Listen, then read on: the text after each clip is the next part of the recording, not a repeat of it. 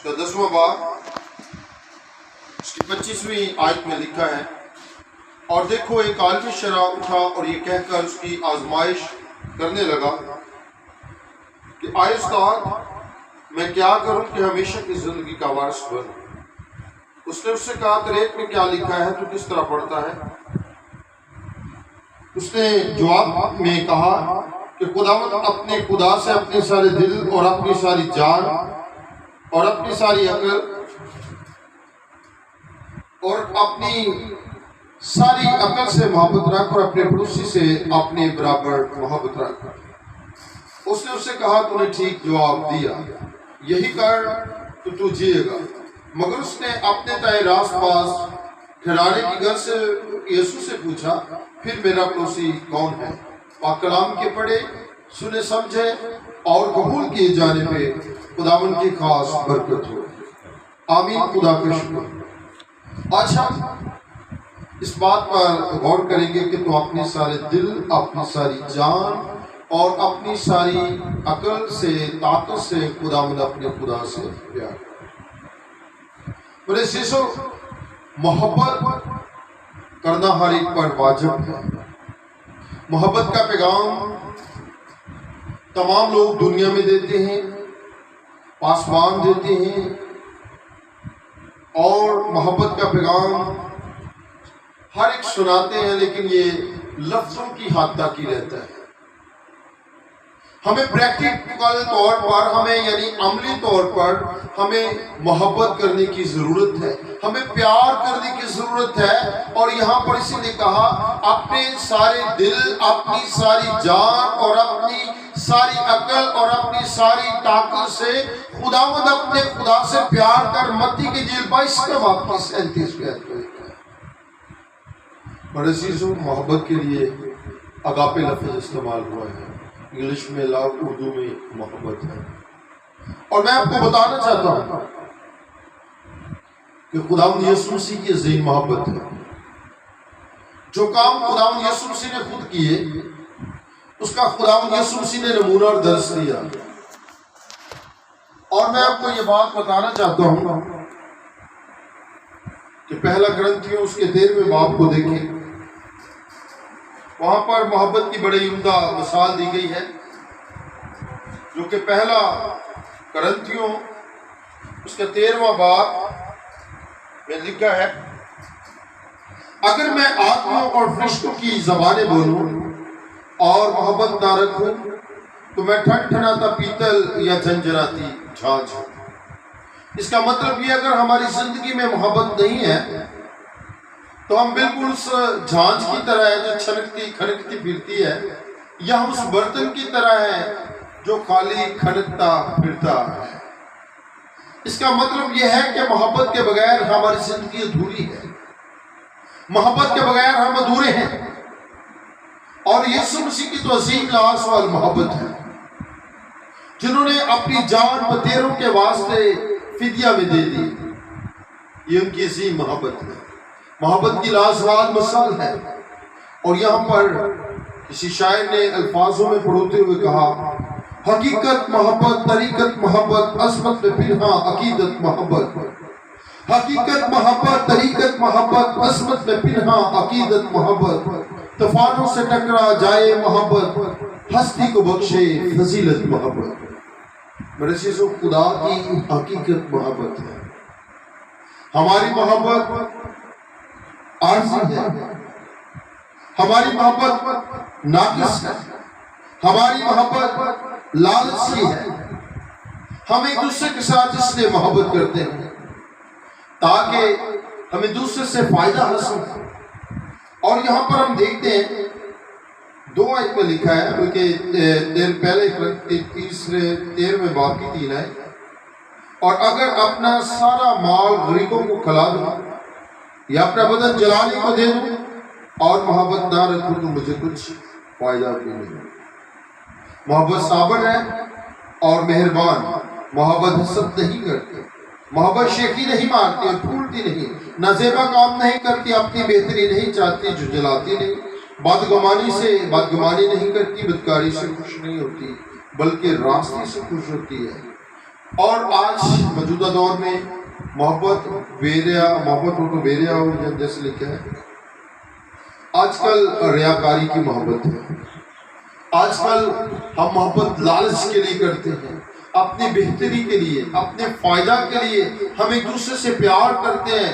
ہم بڑا ایک دوسرے کو ہم جتاتے ہیں، اپنی محبت کو ہم شو کرتے ہیں، لیکن ہمارے اندر میں حقیقی محبت جو خدا کے کلام کی محبت ہے، جو اس کے کلام کے مطابق ہے، وہ محبت نہیں. اسی لیے یسوع مسیح نے شاگردوں سے کہا اگر تم آپس میں محبت رکھو گے تو اس سے سب جانیں گے کہ تم میرے شاگرد ہو. ہم فالوور یسوع مسیح کے کہلاتے ہیں، پیروکار یسوع مسیح کے ہیں، لیکن ہماری زندگی میں محبت نہیں ہے. اور میں آپ کو بتانا چاہتا ہوں ہمیں ایک دوسرے سے محبت کرنے کی ضرورت ہے. ہمیں ایک دوسرے کی برداشت کو سہنے کی ضرورت ہے. جس طرح کا محبت سب کو سہ لیتی ہے، اگر ہم محبت کرتے ہیں تو ہمیں سہنے کی بھی ضرورت ہے. حسد کرنے کی ضرورت نہیں ہے.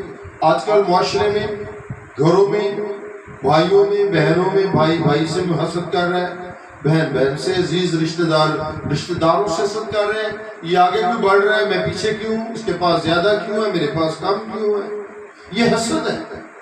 اور حسد بالکل اسی طرح سے ہے، میں اس کو اس نظر سے دیکھتا ہوں جس طرح سے ایک لکڑی کو گھن لگ جاتا ہے، تو اگر گھن لگ جائے تو پھر وہ اب بازار اوپر سے تو صحیح نظر آتے ہیں لیکن اندر سے کھوکھلا کر دیتے ہیں. حسد بالکل میں اس کو گھن کی نظر سے دیکھتا ہوں، بالکل گھن کی مانی ہے، جو آپ کو بازار اوپر سے انسان صحیح نظر آتا ہے لیکن اندر سے کھوکھلا کر دیتا ہے. دوسری بات میں آپ کو یہاں پہ آپ کے ساتھ بانٹنا چاہتا ہوں، نصیحہ کام نہیں کرتی ہے، اپنی بہتری نہیں چاہتی، غلط کام نہیں کرتی ہے محبت. اور محبت اپنے فائدہ کے لیے دوسروں کو استعمال کرنا یہ محبت نہیں ہے. آج کل لوگ ایک دوسرے کو اپنے فائدہ نفع کے لیے یوز کرتے ہیں اور پھر ٹیشو پیپر کی طرح پھینک دیتے ہیں، چھوڑ دیتے ہیں، ساتھ چھوڑ دیتے ہیں. اس لیے اپنی بہتری نہیں چاہتی. ہمیں اپنی بہتری نہیں چاہنے کی ضرورت ہے. جو جلاتی نہیں ہے، بدگمانی سے خوش نہیں ہوتی ہے، بدکاری سے خوش نہیں ہوتی ہے، بلکہ راستے سے خوش ہوتی ہے، سب کچھ سہ لیتی ہے. ہمیں محبت میں سب کچھ سہنے کی ضرورت ہے، سب کچھ یقین کرتی ہے. محبت کو زوال نہیں. نبوتیں ہوں تو موقوف ہو جائیں گے، زبانیں ہوں تو جاتی رہیں گی، علم ہو تو مٹ جائے گا، کیونکہ ہمارا علم ناقص ہے اور ہماری نبوت ناتمام، لیکن جب کامل آئے گا تو ناقص جاتا رہے گا. 13ویں آیت میں لکھا ہے غرض ایمان، امید، محبت یہ تینوں دائمی ہیں، مگر افضل ان میں محبت ہے. خدا نے محبت کو زیادہ زور دیا ہے، افضل محبت ہے. آپ کے پاس جتنا بھی علم ہو، آپ جتنے بھی عالم فاضل ہو، لیکن اگر آپ کی زندگی میں محبت نہیں ہے، آپ کی زندگی میں پیار نہیں ہے، اس کے خادموں کے لیے، کلام کے لیے، اس کی قوم کے لیے، کلیسیا کے لیے اور ایک دوسرے کے لیے محبت نہیں ہے، تو میں سمجھتا ہوں پھر ہم کچھ بھی نہیں ہیں. اسی لیے کلام محبت کو زیادہ ترجیح دیتا ہے. یوحنا کی انجیل 3:16 میں دیکھیں، کیونکہ خدا نے دنیا سے ایسی محبت رکھی کہ اس نے اپنا اکلوتا بیٹا بخش دیا تاکہ جو کوئی اس پر ایمان لائے وہ ہلاک نہ ہو بلکہ ہمیشہ کی زندگی ہو. میرے عزیز بھائیوں اور بہنوں اور میرے عزیزوں، آج خدا کا خادم ہونے کے ناطے میں آپ سے التماس کرتا ہوں کہ ہم حقیقی محبت اس کے لوگوں کے ساتھ، اس کے بیٹے یسوع کے ساتھ، اس کے خدا کے پاک روح کے ساتھ کریں، اس کی باتوں پہ عمل کریں. اس لیے اس نے کہا اگر میں باپ ہوں تو پھر میری تعظیم کہاں ہے. اس لیے اس کے باپ کی جب ہم خدا باپ کی تعظیم کرتے ہیں، عزت کرتے ہیں، تو پھر ہم محبت بھی کریں، پیار بھی کریں، یہ اس کا حکم ہے.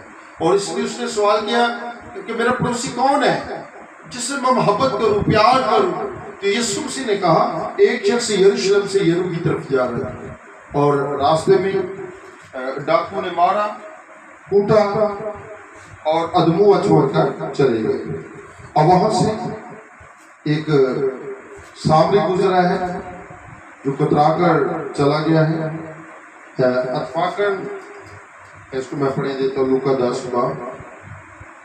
10:29 آیت میں मगर उसने अपने दायरा रास्ता ठहराने की घर से यीशु से पूछा, फिर मेरा पड़ोसी कौन है? यीशु ने जवाब दिया, एक आदमी यरूशलेम से यरूशलेम की तरफ जा रहा था कि डाकुओं में गिर गया। उन्होंने उसके कपड़े उतार दिए और मारा भी और दुआ छोड़कर चले गए। अतवाकर एक काहिन उसी रास्ते से जा रहा था और उसे देखकर कतरा कर चला गया। उसी तरह एक लाजिश जगह आया, वो भी उसे देखकर कतरा कर चला गया। लेकिन एक सामने सफर करते करते वहां निकला और उसे देखकर उसने तरस खाया और उसके पास आकर उसके जख्मों को तेल और मैं लगाकर बाद और अपने जानवर पर सवार करके सराय में ले गया और उसकी खबरगिरी की। और दूसरे दिन 2 दिनार निकाल कर बटियारे को दिए, उससे कहा, इसकी खबरगिरी करना और जो कुछ इससे ज्यादा खर्च होगा मैं फिर आकर तुझे अदा कर दूंगा। इन तीनों में उस शख्स का जो डाकुओं में गिरा था, तेरी दरिश्त में कौन पड़ोसी ठहरा? उसने कहा, वो जिसने उस पर रहम किया। यीशु ने उससे कहा, जा तू भी ऐसा ही कर। ये भी उसकी मोहब्बत है, ये उसकी मोहब्बत है कि उसने उसके साथ प्यार किया है, उस पर रहम किया है, उस पर तरस खाया है। इसका मतलब ये हमें दूसरों से के साथ मोहब्बत, प्यार, रहम और तरस करने की जरूरत है। अगर यीशु मसीह ने कहा रहम करो तो रहम किया जाएगा, दिया करो तो दिया जाएगा। अगर हम किसी से मोहब्बत और प्यार करेंगे तो हमारे साथ भी मोहब्बत और प्यार किया जाएगा। अजीजों, आज मुख्य तौर पर थोड़े अल्फाजों में आपको मैं ये पैगाम देना चाहता हूँ। हम भी एक दूसरे के साथ, उसके कलाम के साथ, उसके लोगों के साथ और उसके बेटे यीशु के साथ मोहब्बत और प्यार करें। खुदा आपको मदद करे। आमीन।